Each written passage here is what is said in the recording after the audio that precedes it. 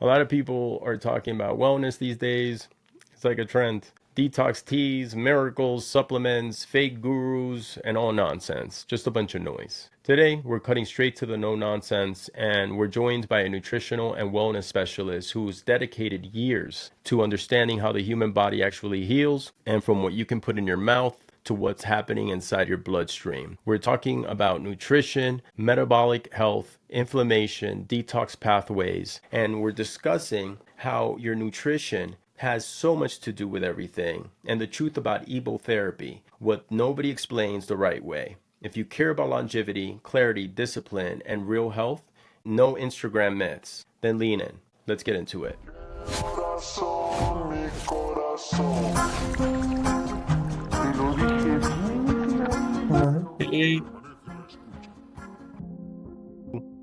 Certain cleanses. There's one that I do called the Wild Rose Detox. When you do these cleanses, the first thing on the liner is do not take processed foods. Do not eat any of them. The other thing is sugar. You got to cut it all off, right? The main thing that it puts on there in bold letters, do not drink, because it fights off all these organic things that you're putting in your body to cleanse.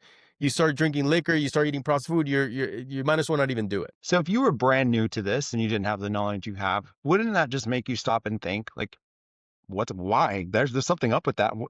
This cleanse is intentionally telling me not to basically, diminish my potential outcomes by using processed food or alcohol, or so that should tell you going forward, maybe I don't need those. And again, there's no judgment in me at all. Please understand. I don't want to sound like I'm all high and mighty because I don't do those things, because I'm not. I have my own weaknesses just like everybody else. The goal is to, like, initially anyway, is to do better than you are bad, right? Like, just try and, like, instead of eating 5 Twinkies a day, maybe eat 2. Like, you get what I keep using that as an example, but you get what Yeah, I mean. what you're saying is you don't have to go cold turkey, but you have to realize that it has to be cut off eventually. So you have to start weaning off of it, and it's hard. It's not easy, but you'll thank yourself if you cut it off within 2 weeks. The majority of the clients that I talk to tell me they're like, "Dude, I feel fantastic. I never want to eat that." Like I said before, they don't even want to go back into that. And what I tell them is try to stay off of it for as long as you can. Like, and little by little, you'll wean off of that. It's just a craving. And that craving is a mental and physical too. Here's what's wild too, brothers. You dig into this. I mean, Dr. Stephen Gundry has some books around this in our gut. And the bacteria actually craves, the wrong bacteria will make you crave sugar and, like, some of these things we don't need. So you're battling your own body. It's like you said, like a drug addict, like taking drugs away from a drug addict. So that is where, like, helping keeping your gut in alignment and just like being intentional with researching that and looking and getting your body just back in balance. That helps so much. You're not fighting your own self, right? So I think it's called The Plant Paradox is the book that talks about that. He's very big in the vegan diet and lectins and so on, or avoiding it anyway. And that's a little controversial. I mean, Here's the thing with the vegan thing. I knew a friend of mine that she was a vegan for 35 years, and it got to a point eventually, and this is a person that didn't grew up on a farm, a beef farm, all this stuff. And she said to me one day, she went to the doctor, like, "Hey, dude, you got to eat some meat. You're like dying." So there's a part to it where you can't go all the way. You have to bring some protein. Your body was meant to take in some of these proteins, and it does better with them. Just like there was, like, I don't know if you've seen it. There was a lady that went on a solid fruit diet and died. doesn't surprise me. I mean, but that's where, like I'll go back to something you said. If I ask you, hey, Bethel, what's working for you? You look amazing, man. And you're like, I'm on a vegetarian diet or I'm on a carnivore diet. That may not work best for me. You know what I'm saying? Or that's where you have to truly, like, incorporate what's best for you and what makes you feel good. I'm a personal believer that I don't think one diet is the best for, there's not like a one size fits all for diets when it comes to bodies and the way we process food and so on. This is just my opinion. I'm not a And big, maybe don't even look at it as a diet, because I think diet is a very, like, the word die, right? Like, you got diet in there. I think it's more of a change of mindset. You change your mindset of how you look at food. There's some people that consider themselves, I'm a food connoisseur. Just like some other people are like, oh, I'm a liquor connoisseur. Like basically they try to give this prestige to what they do. No, my brother, you're addicted to food. Like me personally, I've never been one that had to have, oh, I have to taste that. I eat as fuel. Since I was a kid, I would eat because I needed fuel. Other than that, I could care less about food. I'm not into food that way. Like food to me is just like a source of of energy. And then that's it. Like I like it. Yeah, I can eat the same thing. I kid you not, Jason. I can eat the same thing every day for the rest of my life and be happy. I don't have a problem. But Brother, there's some people that don't have that, right? That need a wild array of different things, and that's okay. Just find things that are in that spectrum that are going to be good to your body. I had heard Dr. Josh Axe on a podcast recently say we're all on a diet, whether you realize it or not, because we all eat the same kind of things routinely. So sometimes our diet just sucks. That's it. That's what he said. And I was like, you know what? That's very right. Because when you think about it, come to my hometown, Bethel, and I'm going to take you to like some spots that I love. And then if you were to stay a couple of weeks, I'd be like, well, you want to go back to so and so because I love it there. And that's, so that is a diet when you think about it. It's just like what I chose to kind of eat. But yet, does it have a name? It's a Jason diet. I guess that's what it is. But we're all on a diet. I like to look at food, it's a mindset. It's You're right. just like your spirituality, right? That's a mindset. It's like how you lead your life, it's a mindset. And you can't let your body control Right. your mindset. Because if you do that, you're asking for problems. Yeah. No, Your you're right. body is there as a shell, it's a vehicle that like we've been talking about. You have to treat it as such. Your car doesn't tell you, hey, I'm driving to Atlanta today. No, you tell your car where you're driving. You fix your car accordingly to what it needs. There's a correlation with that with your body. Your body is going to demand certain things, but you have to find out which ones are the ones that it's doing out of addiction and which ones it's doing out of necessity. And you have to feel it. Well, that's where that discipline comes in that you talked about earlier, right? Like, so you've done cold plunges before, I Of imagine. course. Nobody in their right mind wakes up and says, you know what, I want to jump into cold ass water. Like, nobody says that. Like, at least not that I know of. But we do it because of the benefits from it. That's it. So for me, just sharing that, when I get into cold plunge or any type of cold water therapy, anything like that, I hate being cold. I'm a Texas boy for a reason. I do not mean cold weather. I'm the biggest cold weather weenie you ever met. So it is truly a battle of my mind versus my body. My body is telling me, get out, go be warm, go do these things. This is not good. This is not, and my mind is like, dude, shut up. I'm trying to, get the benefits here. And it's this battle. And I feel it. I feel like a disconnect right there between that cold water thing because I do not want to be in it. But my mind is like, yeah, you are. You're going to do But this. after a while, when you see the benefits, when you get out of that cold, because over here where I'm at in the mountains, right, this water that comes from the well is like frozen cold, like -30. And when I get out, because what I do is I take a nice warm shower, but then at the end, I'll pump that Mhm. puppy all the way down to cold, and I'll take a 5 minute just plunge in that cold ass water, and afterwards I could see everything from my pores to my face, everything flattens out, Yeah. right? And I get a boost of energy because it puts your body into I forgot what they call this. It boosts your body to stay warm. Immediately it kicks into hyperdrive, especially if you do it in the mornings. Anaerobic. But yeah, yeah.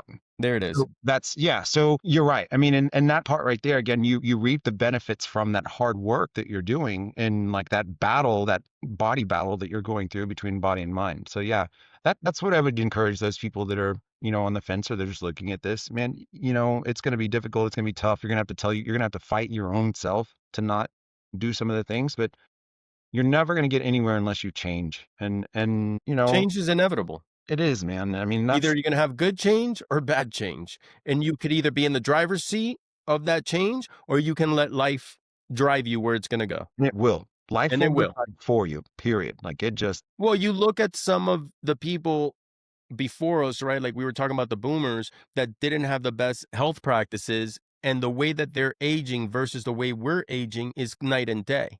Because at least we got alerted to this, maybe in our 20s or 30s. They didn't get the gist of this till they were in their 40s or 50s. And by then it's hard to change habits, mindset, because if you're a guy that was drinking Diet Coke from the time you were 7 years old because it was Diet Coke and it was going to make you skinny. When you tell a 60-year-old you need to stop drinking Diet Coke, it's going to kill you. They're like, no, it's okay. I've been drinking Diet Coke forever.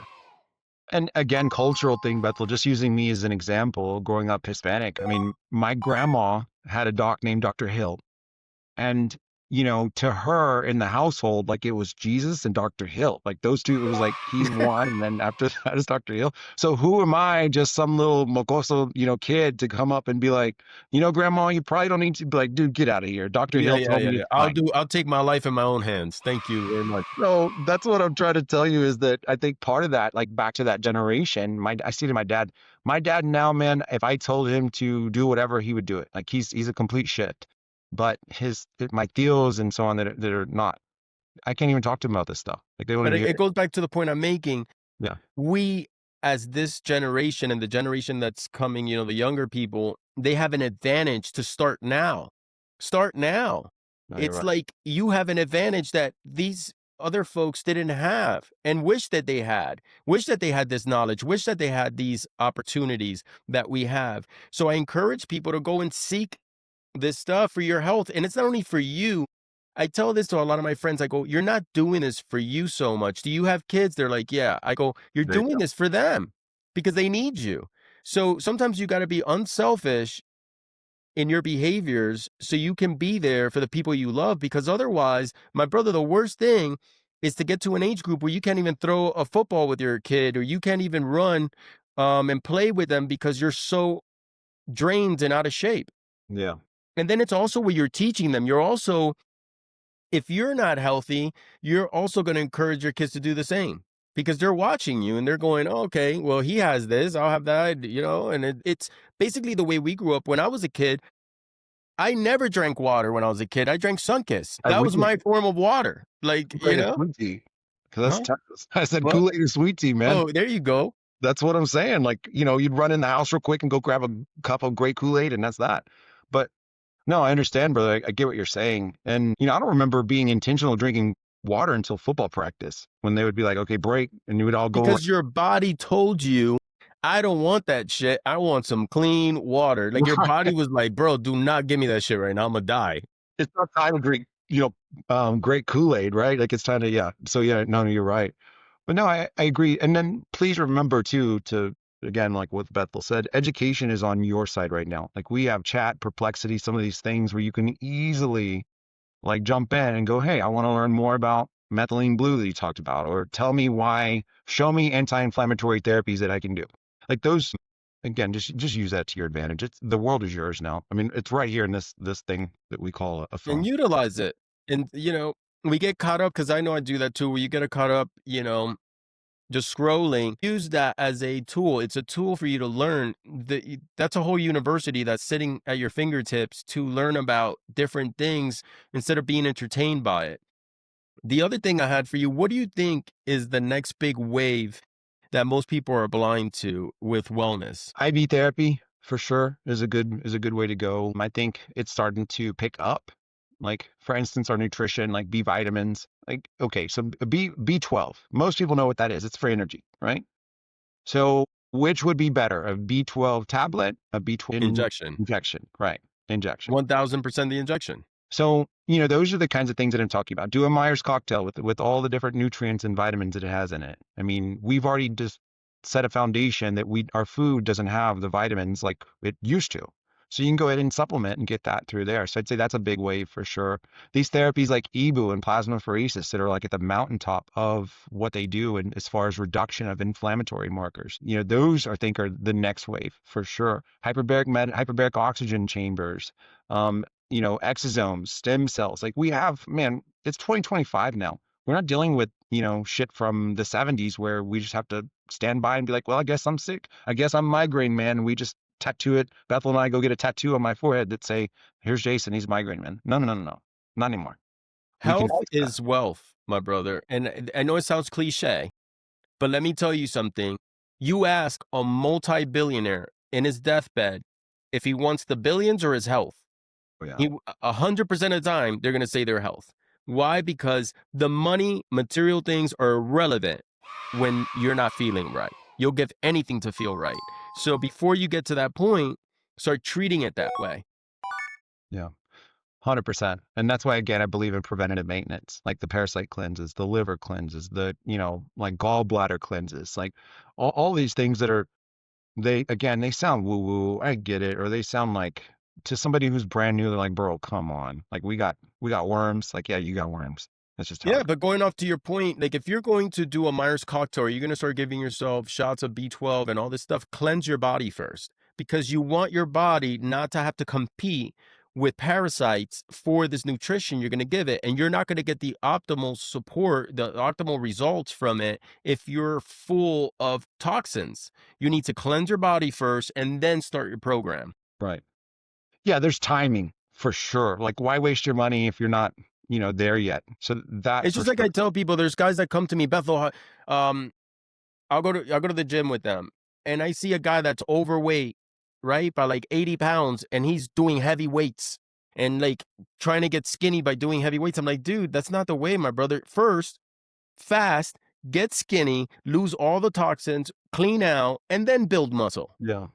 Because then what you're doing is you're building muscle on top of fat. Like, what's the point of that? Like, but people are so misconstrued with the way there's a right way and a wrong way to approach health. And you have to approach it understanding that the first thing you want to do is let your body just release all the extra shit it doesn't need and then move on to giving yourself, not saying that you can't in the process give yourself a bit of vitamins and all this stuff while you're cleansing out, but you want to do the ultimate stuff after you've gotten your body ready for it. Yeah, and I think that's why finding a good practitioner in your area is huge. I mean, that for EBOO, for instance, there's a website called eboomedical.com where a patient can jump on and find a directory of EBOO clinics in their city. So that's one. I would definitely talk to, maybe go like when you go to a gym, if you see somebody you like, I mean, most people are pretty open. They'll share with you like their health journey but they'll point you in the right direction for a clinic. But yeah, those are things for sure that I would look at. So just try and find a good functional medicine practitioner that can, it's like hiring a consultant, right? Like you hire a consultant to basically fast track your success. They've already scraped their knees, they've been through the pitfalls. They're your guide on this journey. So that's what you're trying to hire in whenever But you, most people try to skip that. They yeah. try to skip the consultant and try to do it all themselves. And that's not where it's at, my brother. You want to find the person that's hit the wall 40 times and figured things out so you don't have to and misspend money. So, like you said, find somebody reputable. The last thing I'll tell you too is there's no get rich, quick scheme for health. You're not going to pull a glow peptide off of TikTok and inject it, and you look like, that's not how it works. Remember, there is if you look at your health as like and chronic disease is like a line graph, right? Like it started baseline is you healthy, and then as you progress into like different phases, the part that's a critical like level would be your like chronic disease. So in order to reverse chronic disease, we're going to go back through all those phases. Instead of level 5, now we're at level 4, level 3, level 2, and then finally we get back to homeostasis and baseline. So to think that I'm hearing you or me say something that clicks and you're like, you know what, today's the day we do something about it. You're not going to go find anything out there that's going to take you from level 5 to level 1 back into homeostasis instantly. It's a journey. Just like if you were overweight, you're not going to have a six pack in a week. It just doesn't work that way.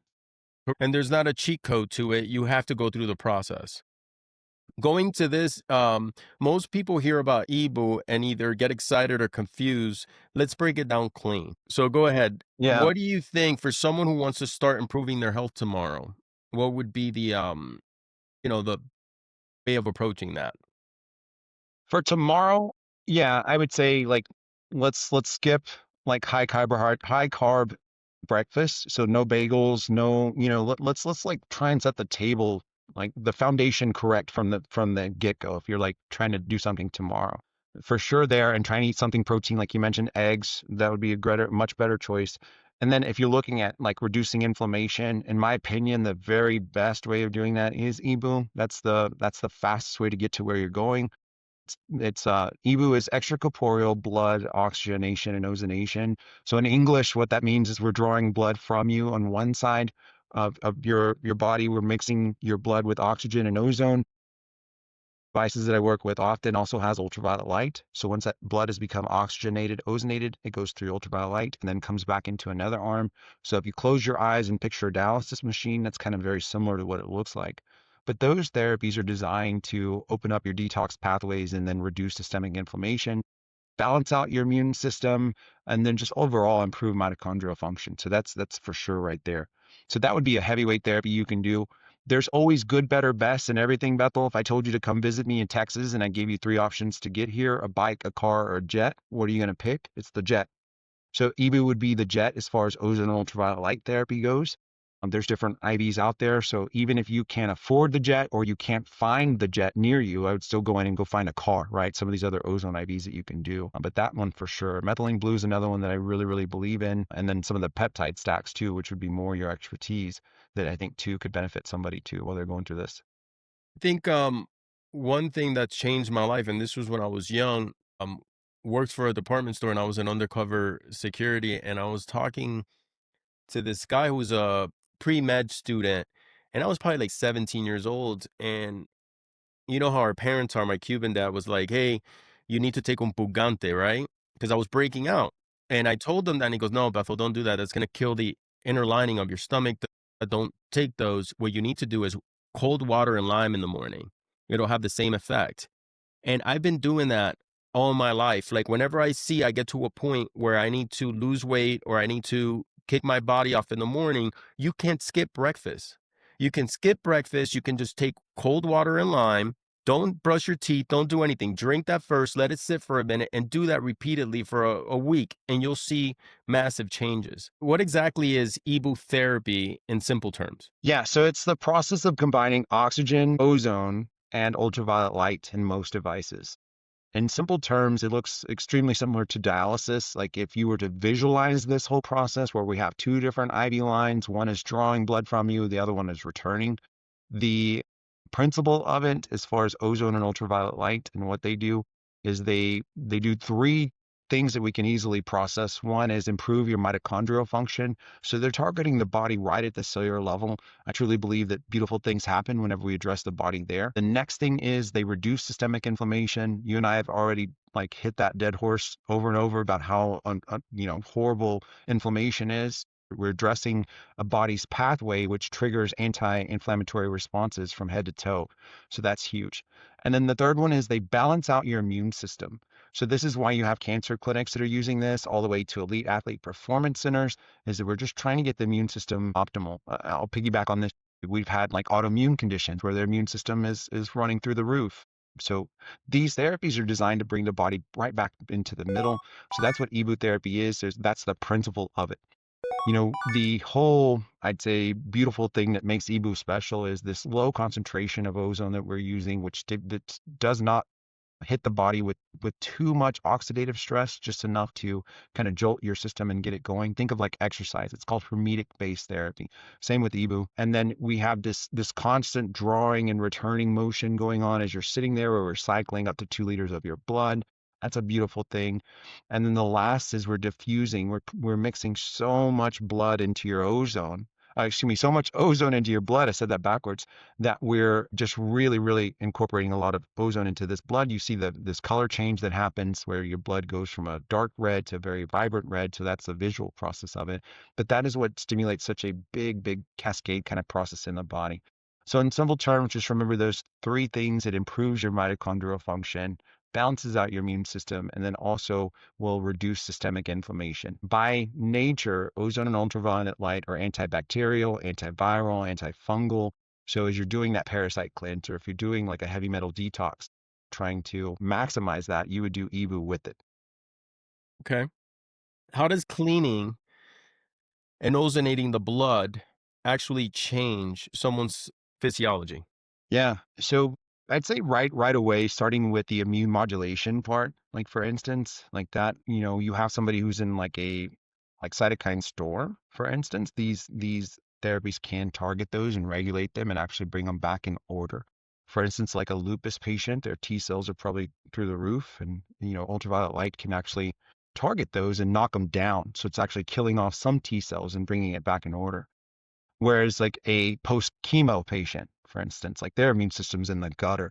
So we're bringing their immune system back up. We're actually flaring it and getting it to work the way that it was designed to do. The other part is the inflammatory markers for sure. So that is something that is ozone and ultraviolet light's calling card. It's like an internal fire extinguisher for inflammation. It just puts the fire out.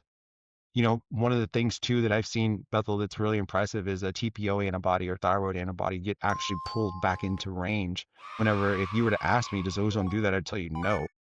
Ozone and ultraviolet, does that do that? I would tell you no, but it's again bringing the principle of getting the body back into balance. The body will self-correct.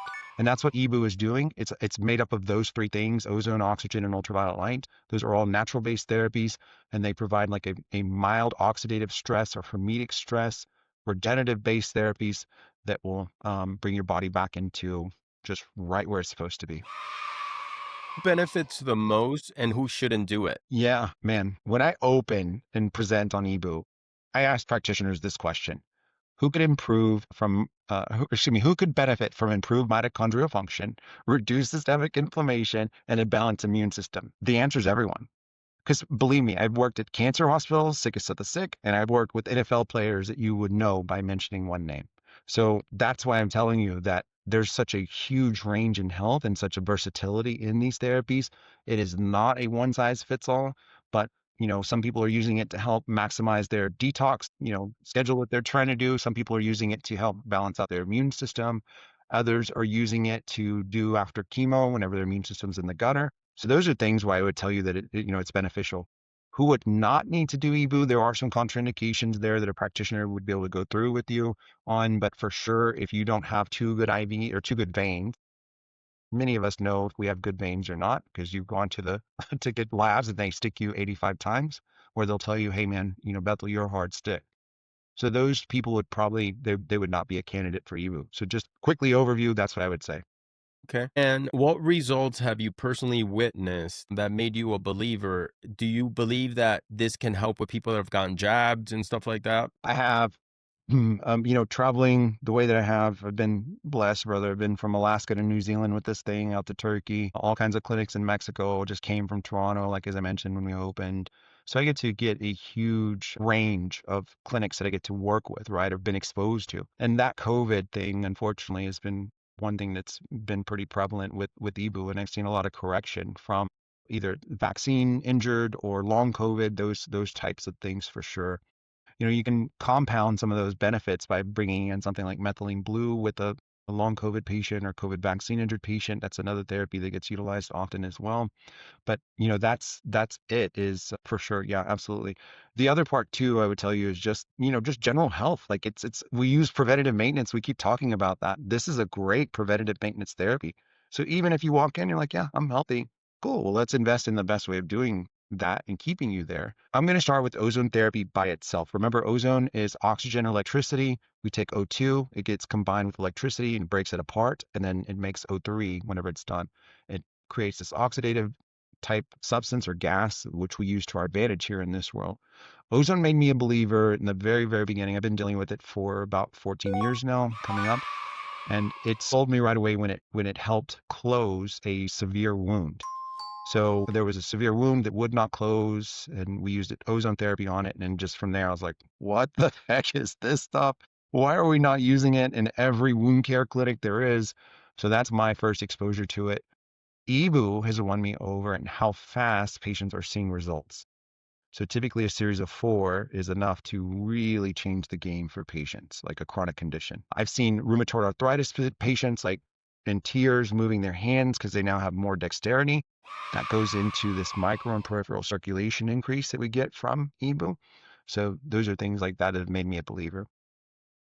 What's the biggest lie people are told about detox and ozone therapies? For sure, I would say that there is a lie that ozone and ultraviolet light are like a chelator and they just naturally pull out heavy metals out of your body or anything like, or, mold or toxins or microplastics, things like that.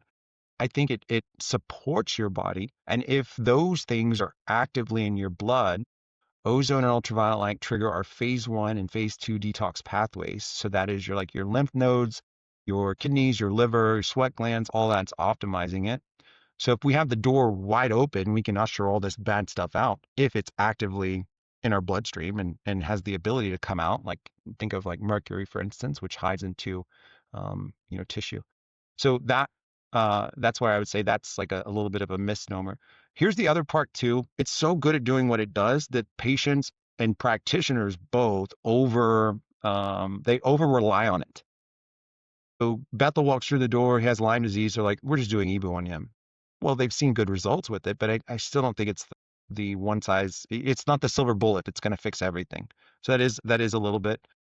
As far as the detox thing, just like you don't go to the gym when you haven't been to the gym in years and overdo it, the same with detoxing. You don't overdo it.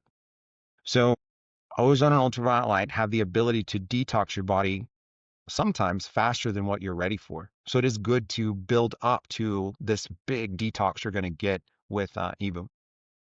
Do you feel that the medical system is threatened by treatments like EBOO? I do think that they're threatened that therapies that address the body at its root cause and have the ability to correct it. Yes.